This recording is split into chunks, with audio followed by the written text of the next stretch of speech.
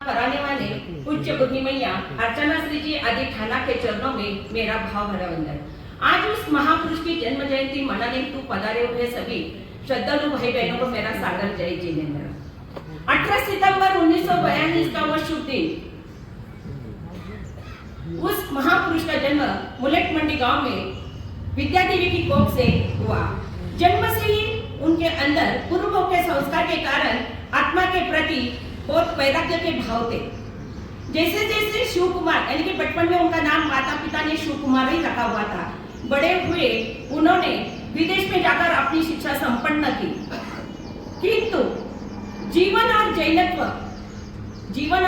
का सूक्ष्म निरीक्षण करने हेतु उन्होंने जैनत्व टोरंटो, अमेरिका, वॉशिंगटन, कनाडा आदि देशों में जाकर अपने जीवन के सूक्ष्म ध्येय को प्राप्त करने हेतु निरीक्षण परीक्षण किया। और इतना करने के बाद उनके समझ में आया कि जीवन का सच्चा ध्येय धर्म में नहीं धर्म में है, भोग में नहीं योग में है। और यही कारण था कि जब उनको पूज्य जैनागम रत्नाकर आचार्य समय संज्ञा सलाहकार पूज्य गुरुदेव श्री ज्ञान मुनि जी का सहयोग प्राप्त हुआ, समागम प्राप्त हुआ, तब उनके अंदर वैराग्य के बीज ज्यादा परिपक्व हुए। तब उनकी उम्र 30 साल की थी। उन्होंने अपने घर वालों से बोल दिया कि अब मैं संसार में रहने वाला नहीं हूँ। और उनके वैराग्य की बातें सुनने के कारण उनके निर्मला जी जो 3 बहनें थी, उनको भी वैराग्य के भाव आए। और 17 मई 1972 में उन्होंने जैन भगवती दीक्षा को ग्रहण किया। दीक्षा लेते ही तुरंत 3 दिनों में उन्हें साधु प्रतिक्रमण कंठस्थ कर लिया। दीक्षा लेने के पूर्व ही उन्होंने दर्शनाचार्य और अंग्रेजी में एमए कर लिया था।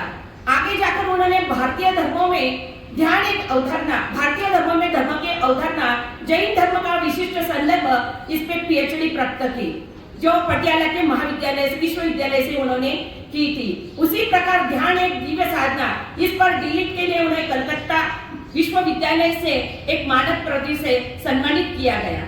आगे चलकर जब पूज्य द्वितीय पट्टाधर आचार्य आनंद गुरु ने देखा कि इस साधु में बहुत सारी कलाएं संपन्न है और ज्ञान की गंगा सदा प्रवाहित रहती है और जिसकी आत्मचेतना सदैव जागरूक रहती है, इसलिए पुणे के जो सम्मेलन हुआ था 13 मई 1987 में, उसमें उन्हें युवाचार्य की चादर प्रदान की गई। आगे चलकर 9 जून 1999 में उन्हें नगर में आचार्य पद की चादर, आचार्य पद से उनको नियुक्त किया गया। और 2001 में दिल्ली के विश्व विहार में उन्हें आचार्य पद की चादर से गौरवित किया गया। ऐसे आचार्य भगवान जो हमारे चतुर्थ पट्टाधर है, जिनके जीवन में कहते हैं सोई ऊंचे वो स धम्म शुद्ध स चित्तई, अर्थात जिसके स्वभाव में सरलता होती है धर्म वहीं पे टिकता है।